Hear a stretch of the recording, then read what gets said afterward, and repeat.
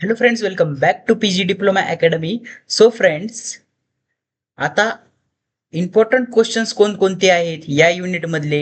Unit number 1 मधले important questions, principles of object oriented programming मधले important questions म्हणजे जे की प्रिव्हियस इयरला तुमचे येऊन गेलेले आहेत. 2 मार्कासाठी हे येऊन गेलेले आहेत आणि 4 मार्कासाठी हे सर्व येऊन गेलेले आहेत. तर मित्रांनो, हे सर्व मी तुम्हाला देणार आहे. आणि जर तुम्हाला या नोट्स परचेस करायचे असतील तर या नंबरवरती, या व्हॉट्सअप नंबरवरती मेसेज करा तुम्ही, sir I want to buy notes. 29 रुपीजला राहणार आहेत मित्रांनो नोट्स तुमचे. 29 रुपीज, 29 रुपीज तुम्हाला द्यावे लागतील मित्रांनो, जर नोट्स तुम्हाला परचेस करायचे असतील तर या युनिटचे. मित्रांनो, इच युनिट आपण 29 रुपीजला देतो. Unit 1, unit 2, unit 3. आता सध्या फक्त तर युनिट 1च अवेलेबल आहे आपल्याकडे. युनिट 2, युनिट 3, युनिट 4, युनिट 5 हे जेव्हा मी शिकवणं होईन, जेव्हा माझ्या चॅनलवरती शिकवणं होईन, सर्व टीच करून झाले तर मी ते पण युनिट तुम्हाला, त्या पण युनिटच्या नोट्स अवेलेबल करून देईन. तर मित्रांनो, आता फक्त सध्या युनिट 1च अवेलेबल आहे. हे पहा, तुम्ही मागच्या लेक्चर्स मध्ये आपल्या बघितलेच असते नोट्स कशा आहेत आपल्या. मित्रांनो, जर तुम्हाला ह्या नोट्स घ्यायच्या नाहीत तर तुम्ही घेऊ पण नका. कारण जर तुम्हाला पैशाची अडचण असेल तर खरंच घेऊ नका. कारण तुमच्याकडे आणखीन एक मार्ग आहे. ह्या नोट्स तुम्ही लिहू शकता. ह्या नोट्स तुम्ही युट्यूबचा व्हिडिओ पॉज करून तुम्ही लिहून काढा. लिहून काढलं का तुम्ही, त्यानंतर तुमचे पैसे वाचतील. पण मित्रांनो, फक्त 29 रुपीज वाचविण्यासाठी जर तुम्ही एवढे 27 पेजेस आहेत, टोटल 27 पेजेसच्या नोट्स आहेत. जर तुम्ही 27 पेजेसच्या नोट्स जर लिहून काढत असताना, तुमच्याकडे आधीच लिहायचा लोड कमी नसतो अख्ख्या सेमिस्टरभर.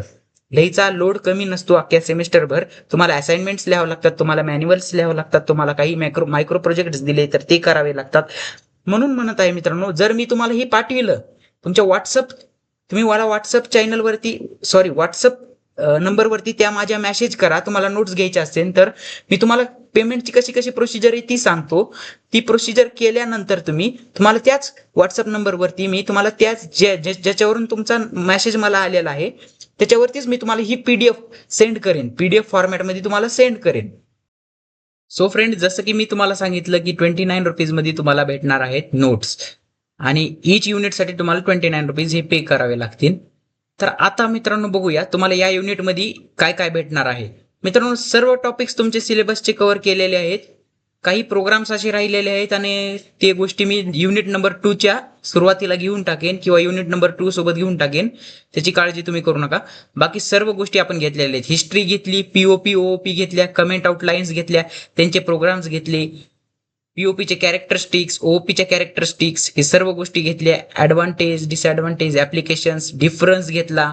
त्यानंतर बेसिक कन्सेप्ट घेतले, 8 बेसिक कन्सेप्ट, कोणते कोणते, क्लास, ऑब्जेक्ट, इनहेरिटन्स, पॉलिमॉर्फिझम, त्यानंतर डायनॅमिक बाइंडिंग, मेसेज पासिंग, हे सर्व बेसिक्स कन्सेप्ट तुमचे घेतले. डाटा ऍब्स्ट्रॅक्शन, डाटा एन्कॅप्सुलेशन, त्याच्यानंतर इन्सर्शन आणि एक्स्ट्रॅक्शन ऑपरेटर्स आपण घेतले. टोकन्स घेतले, टोकन्स बघितले. त्यानंतर त्यामध्ये कॉन्स्टंट, आयडेंटिफायर्स बघितले. डाटा टाइप्स तुमचे बघितले. त्यानंतर वाईड काय राहतो, जनरल स्ट्रक्चर बघितलं सी प्लस प्लसचं. त्यानंतर सी प्लस प्लसचं एक्झाम्पल दिलं तुम्हाला. हे एक्झाम्पल ऍज इट इज परीक्षेत लिहायची गरज नाही मित्रांनो. तुम्ही ते फक्त तुमच्या अंडरस्टँडिंगसाठी दिलेलं आहे तिथं. ऑपरेटर्स बघितले आपण, स्कोप रिझोल्युशन ऑपरेटर बघितला, memory management, new delete operators बघितले. त्यानंतर टाईप कास्टिंग कालच्या लेक्चरच्या निमित्ताने बघितलं. आणि या या या लेक्चरच्या निमित्ताने मी तुम्हाला सांगणार आहे इम्पॉर्टंट क्वेश्चन्स कोणते आहेत जे की प्रिव्हियस इयरला पडलेले आहेत आणि त्यांचं आन्सर कसं लिहायचं, कुठून लिहायचं, याच नोट्स मधून लिहायचं तुम्ही आन्सर. तर पहा, पहिला क्वेश्चन काय, state any 4 applications of OOP. ओओपीचे ऍप्लिकेशन्स ते तुम्हाला कुठून भेटतील. आता ओओपीचे ऍप्लिकेशन्स आपण वर दिलेले आहेत. हे पहा, ऍप्लिकेशन्स ऑफ ओओपी. हे पहा, ऍप्लिकेशन्स ऑफ ओओपी. मग एनी 4 लिहायचे. मग इथं 8 दिलेले आहेत. ह्याच्यापैकी कोणतेही 4 लिहा. रिअल टाइम सिम्युलेशन झालं, त्यानंतर object oriented database, cam cat system, parallel programming, hyper text, पुन्हा खूप सारे काही ऍप्लिकेशन्स येतात त्याचे. मग मित्रांनो, ते तुम्ही लिहू शकता. तुम्हाला असं नाही की यातलं कोणतंच आन्सर तुम्हाला गटणार नाही. या पीडीएफ मध्ये तुम्हाला सर्व गोष्टी गटून जात्या, भेटून जात्या, मिळून जात्या. आता मित्रांनो, ऑब्जेक्ट आणि क्लासेसचा डिफाईन करायचे. ऑब्जेक्ट काय राहतात आणि क्लासेस काय राहतात. ही डिफाईन करायचं मित्रांनो. मग त्याची सुद्धा डेफिनेशन बेसिक कन्सेप्ट असताना मी घेतलेली आहे. बेसिक कन्सेप्ट बघत असताना याच पीडीएफ मध्ये बेसिक कन्सेप्ट जर हे काढलं तर तुम्हाला तिथं भेटून जाईल. आता मित्रांनो, define object with example. Object define करायचं वर त्याचं एक्झाम्पल बी द्यायचंय मित्रांनो. एक्झाम्पल म्हणजे आता पहा, वर जाऊया, क्लासेस ऑब्जेक्ट कडे जाऊया. त्याचा सिंटॅक्स सुद्धा विचारलेला आहे खाली क्लासेस आणि ऑब्जेक्टचा. आता पहा, डिफाईन ऑब्जेक्ट म्हणलं की ही थोडीशी थिअरी लिहायची, यातले 2-3 पॉईंट, त्याच्यानंतर असं एक्झाम्पल देऊन टाकायचं काय राहतं काय नाही, किंवा प्रोग्रामिंगचं एक्झाम्पल देऊन टाकायचं. हे असं एक्झाम्पल देऊन टाकायचं, सिंटॅक्स देऊन टाकायचा. एक्झाम्पल म्हणजे तुमचा सिंटॅक्स बी असू शकते, हे पण एक्झाम्पल असू शकते तुमचे. पण मित्रांनो, काही टीचर्स तुमचे काय करतात, आम्हाला फक्त प्रोग्रामचंच हे लागतंय, प्रोग्रामचंच एक्झाम्पल लागते असं सांगतात.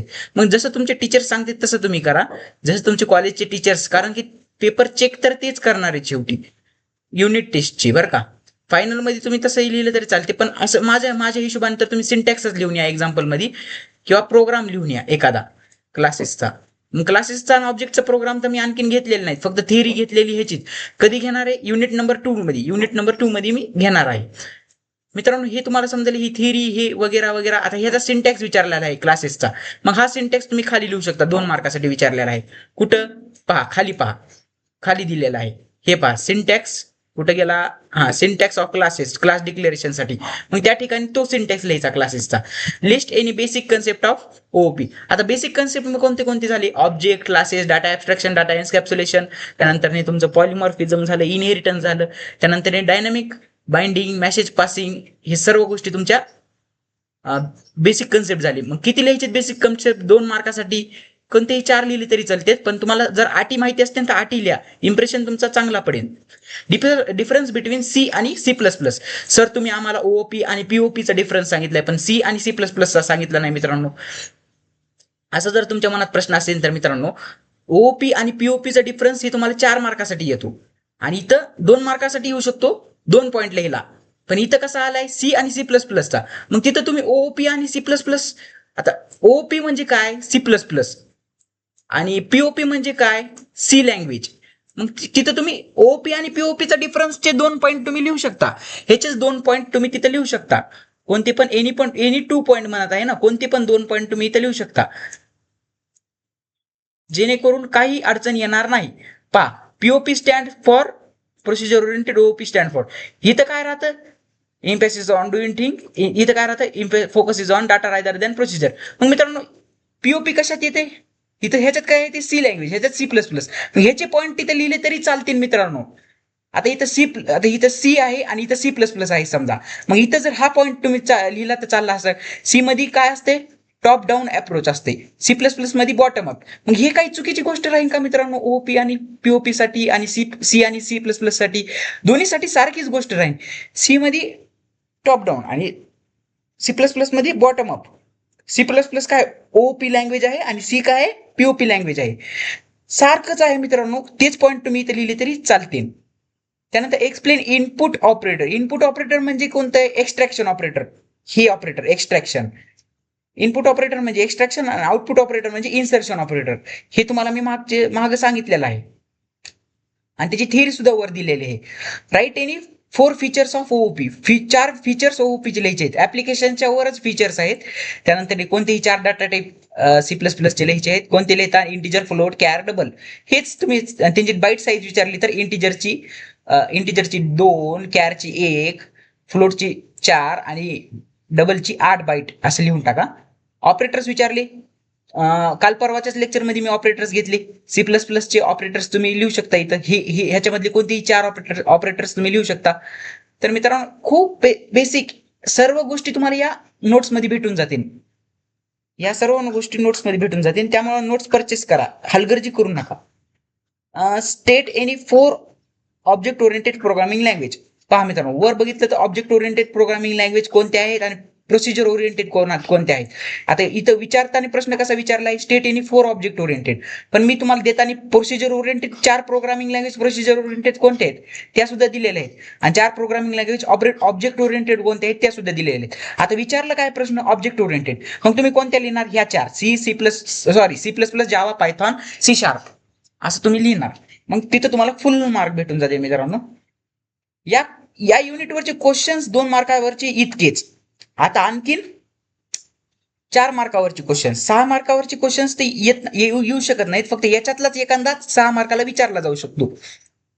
कसं काय विचारला जाऊ शकतो? कारण की स्ट्रक्चर ऑफ C++ हा खूप मोठा क्वेश्चन आहे, म्हणून ते 6 मार्काला सुद्धा विचारला जाऊ शकतो. पण प्रिव्हियस मध्ये 4 मार्कालाच विचारला आहे, म्हणून मी त्याला 4 मार्कालाच ठेवलं आहे. आता मित्रांनो, मी वर दाखविणार नाही जास्ती गोष्टी. आता सारखं मला वर घेऊन दाखवाय खूप अडचण जाणार आहे इथं. त्यामुळे मी डायरेक्ट क्वेश्चन वाचून सांगतो आणि त्याचं उत्तर वर आहेत का नाही तेच सुद्धा सांगतो.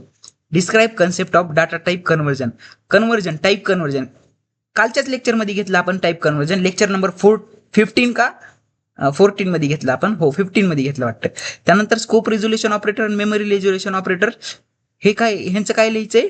थिअरी लिहायची आणि विथ सुटेबल एक्झाम्पल सांगितलं की त्याचा प्रोग्राम सुद्धा लिहायचा. असं 4 मार्कासाठी जर थिअरी प्लस प्रोग्राम सुद्धा लिहायचा. सुटेबल एक्झाम्पल, प्रोग्रामिंगचे एक्झाम्पल म्हणजेच त्याचं प्रोग्राम राहतो मित्रांनो. आता पहा, टाईप कास्टिंगचं विथ सुटेबल एक्झाम्पल म्हणलं तर हा प्रोग्राम लिहायचा. म्हणलेला सुद्धा आहे इथं पहा, सुटेबल एक्झाम्पल.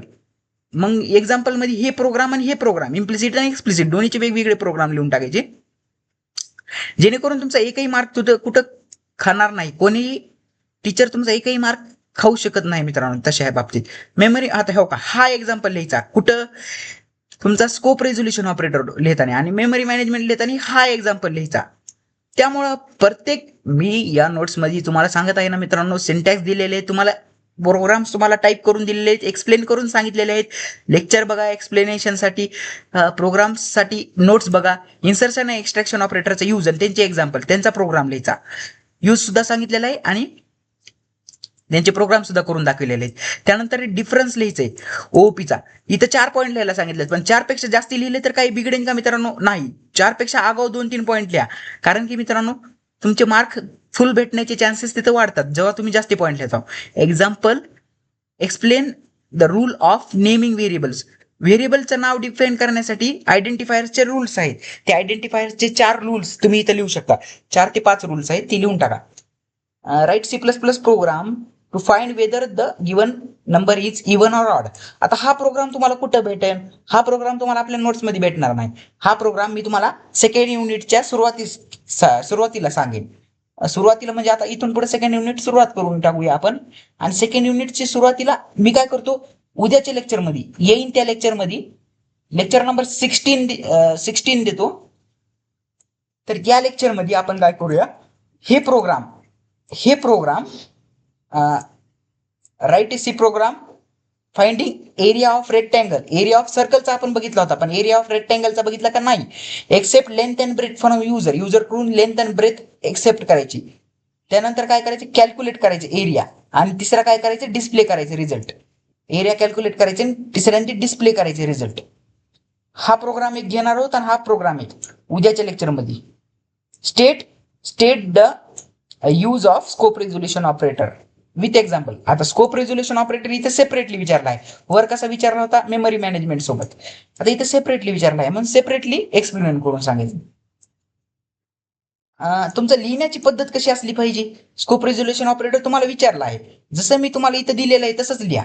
आधी काय करायचं, स्कोप रेझोल्युशन ऑपरेटरची थिअरी लिहायची, त्यानंतर त्याचा सिंटॅक्स लिहायचा आणि त्यानंतर त्याचा प्रोग्राम लिहायचा, जेणेकरून तुम्हाला आउट ऑफ मार्क भेटून जाते मित्रांनो. आउटपुट लिहिलं तरी चालतो, नाही लिहिलं तरी चालतो, ती तुमची मर्जी राहिली. लिहिलं तर चांगलंच आहे, नाही लिहिलं तरी चांगलंच आहे, कारण की तुमचा टाइम सुद्धा वाचणार आहे. नाही लिहिलं तरी तुमचा इम्प्रेशन चांगलं पडणार आहे. दोन्हीसाठी चांगलंच आहे. हे झालं. आता explain structure of C++ program with diagram. Structure लिहायचे C++ प्रोग्रामचं विथ डायग्राम. आता मित्रांनो, याच्यामध्ये मी तुम्हाला सांगतो, फक्त डायग्राम विचारली आहे, स्ट्रक्चर विथ डायग्राम म्हणलेला आहे, फक्त डायग्राम. मग मित्रांनो, जर तुम्हाला स्ट्रक्चर विथ डायग्राम विचारली आहे, तर मग तुम्हाला एक्झाम्पल लिहायची गरज आहे का? तर नाही मित्रांनो, एक्झाम्पलची काहीच गरज नाही तुम्हाला. आता हे कुठं गेलं, हा इथं आहे. हे पहा, स्ट्रक्चर ऑफ C++चं. मग याची डायग्राम, ही डायग्राम काढायची, त्यानंतर याची थिअरी लिहायची 4 मार्कासाठी. हे 4 पॉईंट्स तुम्ही लिहायची 4 मार्कासाठी. 4 मार्कासाठी तुम्ही 4 पॉईंट्स लिहायचे. हे एक्झाम्पल लिहायची गरज आहे का? हे लिहायची गरज आहे का? नाही. हे फक्त मी तुम्हाला तुमच्या एक्सप्लेनेशनसाठी दिलेलं आहे, कुठून कुठवर कोणतं सेक्शन असते त्याच्यासाठी दिलेलं आहे. इथपर्यंत तुम्हाला समजलं? आता बघूया आपण पुढचा क्वेश्चन काय आहे. पुढचा क्वेश्चन सुद्धा write a program find whether the entered number is prime or not. पहा मित्रांनो, हा 21 क्वेश्चन नंबर 18 आणि 17 हे तिन्ही प्रोग्रामिंगचे क्वेश्चन आहेत आणि मी प्रोग्राम घेतले नाहीत आतापर्यंत. आणि पुढच्या लेक्चरमध्ये मी तुम्हाला सर्व प्रोग्राम घेऊन टाकतो. कमेंट आउटलाईन घेतलेली, कमेंट आउटचे प्रोग्राम सुद्धा घेतलेले आहेत आणि त्याची थिअरी सुद्धा. मग हा क्वेश्चन सुद्धा कव्हर झालेला आहे. फक्त या ह्याच्यातले 3 क्वेश्चन्स तुमचे कव्हर नाहीत. हे 17, 18 आणि 21 जे कव्हर नाहीत मी ते कव्हर नाहीत सुद्धा म्हणत आहे आणि जे कव्हर आहेत ते कव्हर सुद्धा म्हणत आहे. म्हणजे ते सर्व ह्या पीडीएफ मध्ये भेटून जातील आणि त्याचे प्रोग्राम सुद्धा तुम्हाला मी देऊन टाकेन. टेन्शन घेऊ नका. प्रोग्राम्स कसे सॉल्व्ह करायचे मी तुम्हाला ते टाईप करून स्वतः सॉल्व्ह करून दाखवेल. प्रोग्रामिंगचे क्वेश्चन्स कसे सॉल्व्ह करतात. आता क्वेश्चन्स कसे येतात हे तुम्हाला कळालं. आता ते सॉल्व्ह कसे केले जातात हे नेक्स्ट लेक्चरमध्ये मी तुम्हाला सांगून देईन, लेक्चर नंबर 16 मध्ये. आता तुम्हाला या नोट्स परचेस करायच्या असतील तर तुम्ही काय करा, व्हॉट्सअप चॅनलवरती मला या नंबरवरती मेसेज करा. ह्या नंबरवरती मला मेसेज करा 7350294000. या नंबरवरती मला तुम्ही मेसेज करा, व्हॉट्सअप मेसेज करा, जेणेकरून आणि तुम्ही मला तिथे टाका की सर मला नोट्स बाय करायच्यात. तर मग मी तिथं तुम्हाला त्याची पुढची प्रोसिजरची रिलेटेड माहिती देऊन टाकेन. होप की तुम्हाला आजचं लेक्चर समजलं असेल. डिस्क्रिप्शन मध्ये व्हॉट्सअप चॅनलची लिंक आहे, तिथे सुद्धा जॉईन व्हा, तिथे सुद्धा इम्पॉर्टंट अपडेट टाकत राहतो.